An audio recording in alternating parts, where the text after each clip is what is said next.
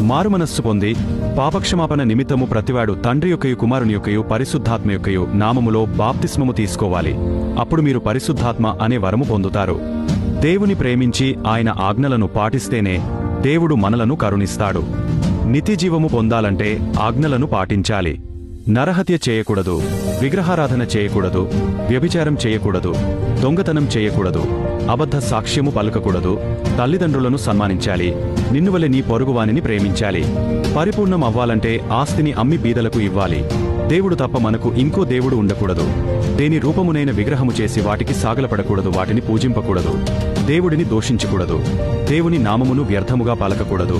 నీ పొరుగువాని ఇల్లు ఆశింపకూడదు. నీ పొరుగువాని భార్యను ఆశింపకూడదు. నీ పొరుగువాని దగ్గర ఉన్న దేనినైనను ఆశింపకూడదు. ఒక ఆజ్ఞ విషయములో కూడా తప్పు చేయకూడదు. అలా చేస్తే ఆజ్ఞలన్నిటి విషయములో తప్పు చేసినట్టే. దేవుడి ఆజ్ఞలను పాటించకుండా దేవుడు మాకు తెలుసు అని అనకూడదు.